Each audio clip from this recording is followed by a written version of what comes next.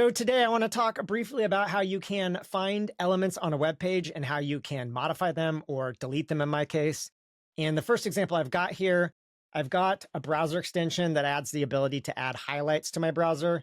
The problem I have with it is it adds this little toolbar here that I hate. I'd like to just get rid of this and see if the extension still works. So that's the first example, how I can delete that. And then a second example here will be a bit more complicated, and that is, how can I get rid of a phony paywall or registration form on this particular page? When if I zoom out here, you can see clearly behind the scenes, the entire article is loaded, and yet for some reason they're blocking it. If they really cared about protecting the content, they would not have shown the article down below. So let's dive in here and let's come back to my first example. This one's the easiest. All right, so the first thing you'll want to do here, if you've never done this before, inside of the browser are a set of DevTools. You can get to them with F12. Which is a cross-platform keyboard shortcut you can use. There's also Control-Shift-I and Command-Shift-I. That opens up a set of developer tools, if you will. And there are a couple of different tabs in here that are interesting.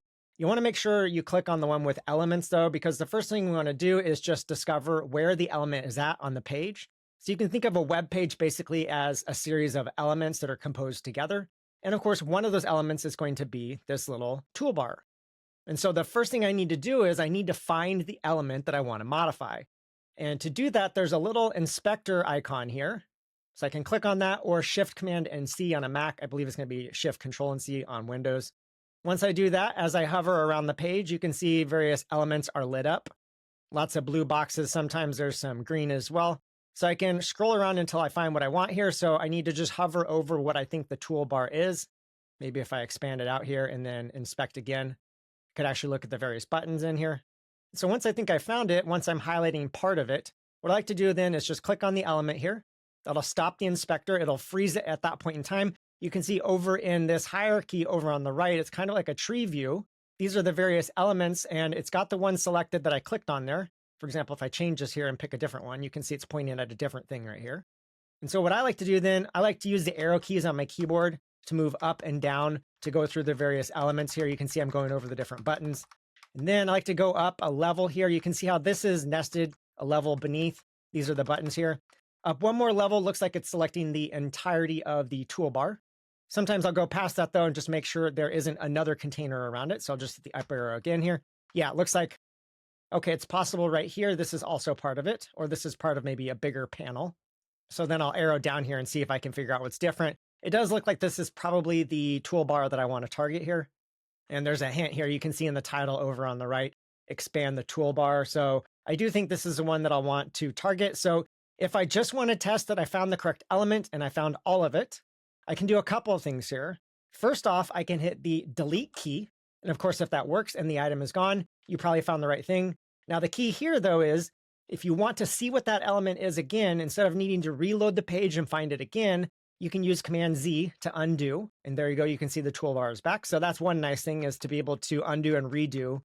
And so now what I might do here is take the ID here, take that ID then and build up a little script here that will get rid of that item. Don't want to do that today though. I want to focus on just finding elements and modifying them.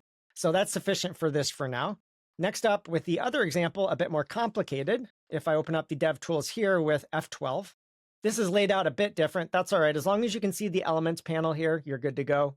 Grab that inspector again, start pointing around on the page. This one might be a bit harder to figure out which part you want, but just drag around until you think you have the whole item. Click on that then. And then over in the DevTools here, you can see I'm pointed at what looks like something that is inside of what's known as an iframe. And so that to me indicates that's an embedded page, if you will, an iframe. So that's probably what is providing this modal.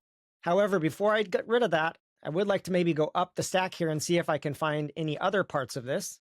Looks like actually as I go up here, there's more of this. So if I got rid of the iframe and just hit the delete key on this, yeah, it gets rid of the content there, but it doesn't get rid of the actual modal. And so I could undo that if I want here to try again. And I should point out actually, if you right click on an item, if you don't want to delete it and then undo it, you can choose hide element here. That'll hide it as well. Then you can right click again if you want to bring it back and uncheck the hide element button. All right, so now there's clearly more to this, so I'll keep up arrowing through the various elements here. So I think I've gone past it. That's typically what I'll do here.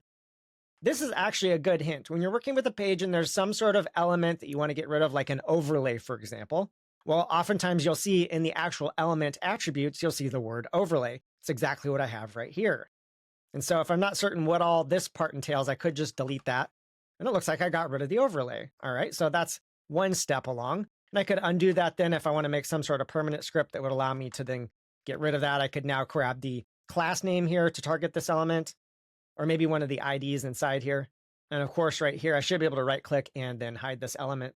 Should do the same thing. There you go. You can see it's gone now. And so now, instead of just deleting an item, it might be helpful to modify an item. And so another good example of this is that the scrolling is locked on this page here.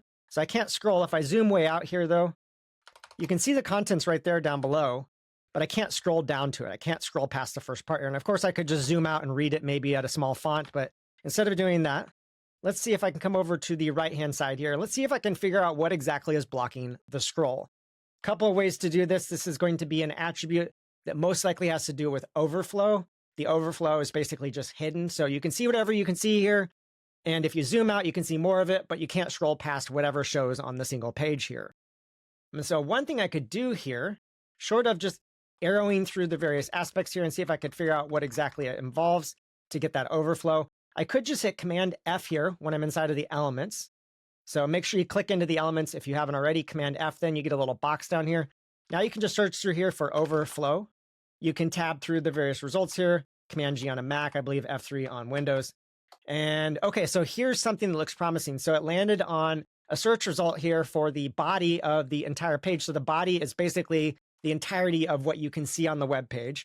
And so the fact that this has overflow set to hidden makes me believe this is probably where I can make a change to this page to allow me to scroll. And so if I come up in here inside of this body element, I've got the style attribute and it's got a value of overflow : hidden. I'll just click into the overflow part. And then I've got a cursor in there. You can see I can change this. I could maybe put it to scroll, or I could just get rid of it. Probably would work as well. And now you can see I can scroll down throughout the page. So that's how you can make a transformation that is modifying part of the page without getting rid of it.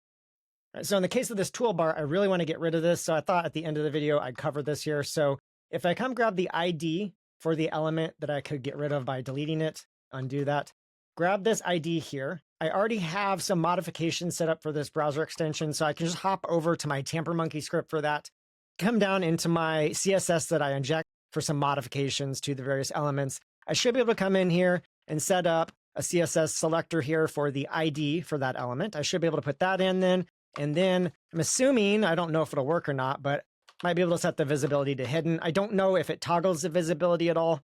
This might not work, but let's just test this out here and see how this works. So I'll go ahead and save that there in Tamper Monkey. Should be able to reload this page here, and let's just see if we get rid of it. Whoa, is that gone? Let me hide the DevTools real quick here. Yeah, that's gone.